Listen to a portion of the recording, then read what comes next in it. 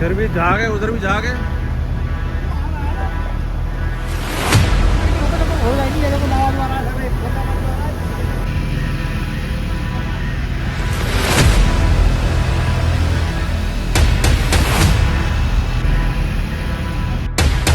चलो थोड़ा भारद्वाज चैलेंज कर दिया तुम्हें।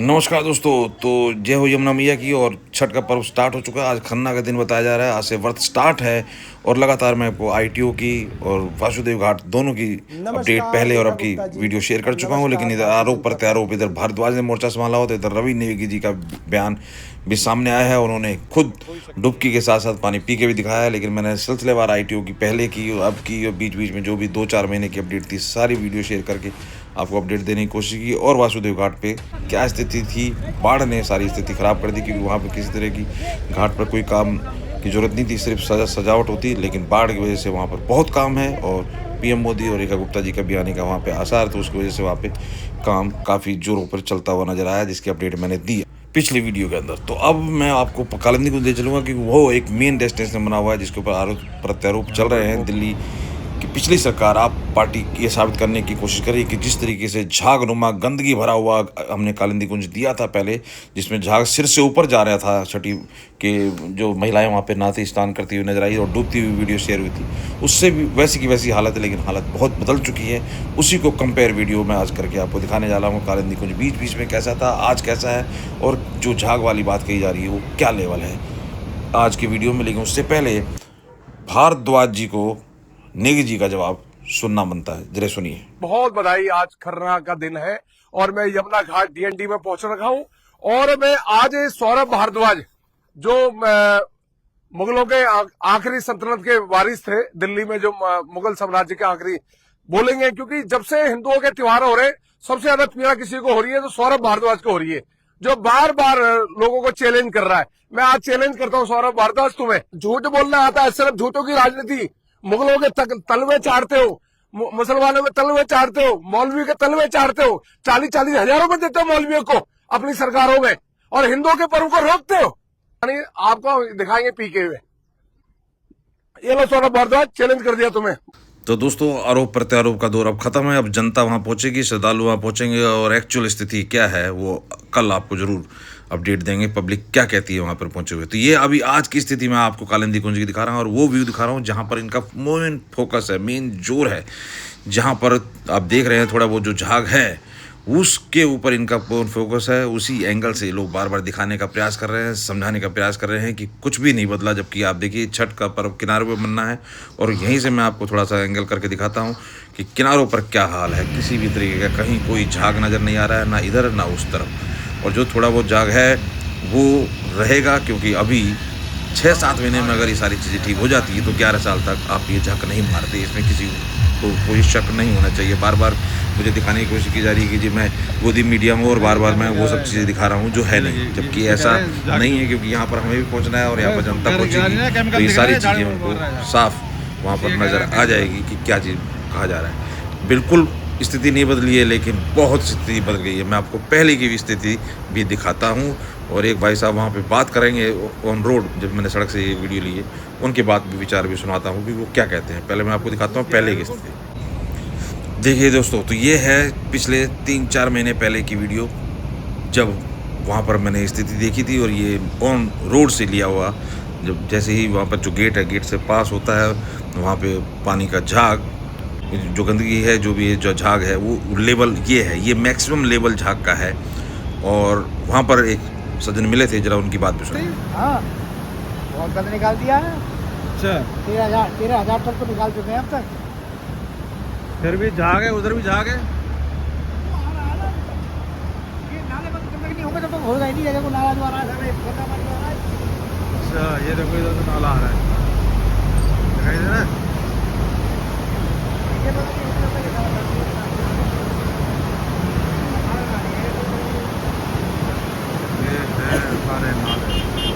ये सारे नाले ही आ रहे हैं उधर से। ये जो इधर से सारे नाले दिख रहे हैं, इधर सारे जो पानी हाँ मतलब ये उधर नाला का ये यमुना इधर से आ रही है ना। यमुना तो ये सामने आ रही है, ये सामने यमुना आ रही है, इधर ये नाला है। ऐसा भी था कि उसका रिचार्ज दिया ये नहीं मिलेगी पैसा। यहाँ पे भरा ही रहता पानी। ये है नीचे पानी चल रहा है भाई साहब।